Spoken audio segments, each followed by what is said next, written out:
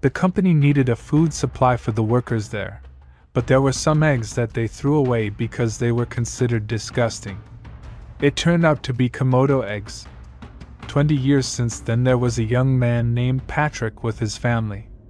His father worked at the oil factory, and they were invited there to live temporarily. There wasn't much Patrick could do there. So he went alone and found an old factory that was not allowed to be entered. Young Patrick didn't care about the ban. Fortunately, Patrick wasn't alone. He was with his dog. Then he found a small Komodo dragon.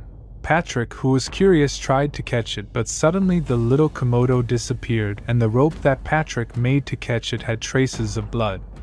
While his parents were looking for Patrick and his dog, Patrick, who was increasingly curious, was led by something. Then suddenly someone pulled him hard.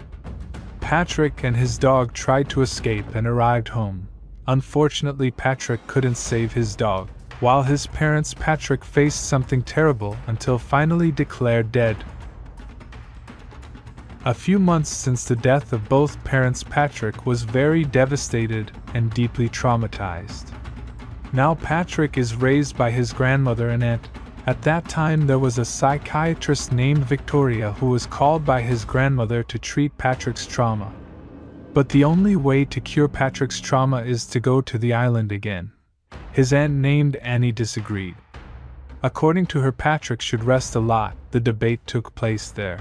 But the grandmother supported Victoria's decision. She believed that Victoria could cure Patrick.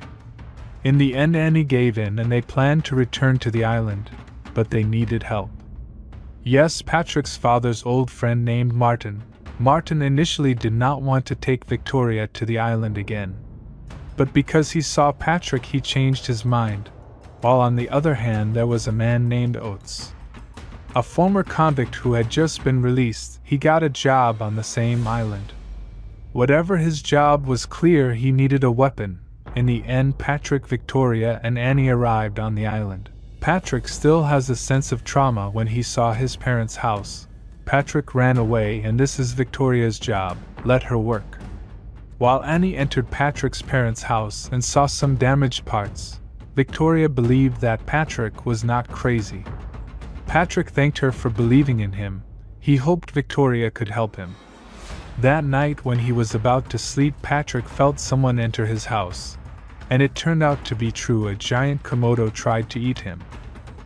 Victoria tries to avoid and protect Patrick. Unfortunately, Annie does not survive.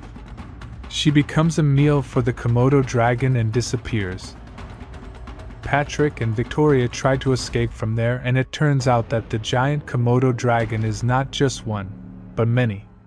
When they are trapped, suddenly Martin asks for help. It turns out that he has been attacked by the Komodo dragon first. He needs help. Not long after, they meet Oates with his friends. So Oates is assigned to finish off the Komodo dragon there. But before that, they have to find Patrick, who escaped from there. Where did he go? Victoria tries to find him, but Oates stops her because it is dangerous. It is better for them to treat Martin first. So they go to an abandoned factory to look for the remaining medicines. But unfortunately, Martin does not survive. The Komodo dragon bite makes him slowly lose consciousness, and in the end he does not survive. While Oates talks to his boss, he is asked to finish his work immediately. Otherwise he will not be paid. But Oates feels this is not right. Many innocent people became victims. Victoria had time to hear their conversation, although it was not clear what it meant. Victoria told Oates that Martin did not survive. It was a shame. Victoria asked Oates to explain what really happened. 20 years ago, this oil company accidentally dumped Komodo eggs on this island. Then who knows how the Komodo survived and became very large. It seems like the Komodo dragons preyed on workers and were contaminated with chemicals that mutated them into giants. Oates was assigned to kill the Komodo dragons, but it turned out they were not young. He thought the Komodo dragons were only small. While they were talking, it turned out that Oates' friend was attacked by the Komodo dragon. He wouldn't be able to last long. So he asked Oates to finish his own job. Oates had to make a plan, and especially they had to find Patrick. Victoria had heard that Patrick first saw the Komodo dragon in an abandoned factory. Maybe he was there. Victoria and Oat went there and looked for Patrick. Victoria meets a large Komodo dragon ready to prey on her.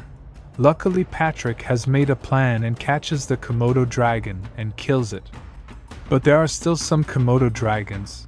Oats faces the other Komodo dragons and burns them along with the oil spill that leaks from the tube.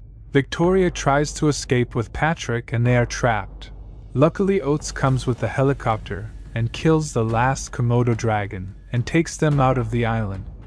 They succeed, but are they sure that the Komodo dragon is gone?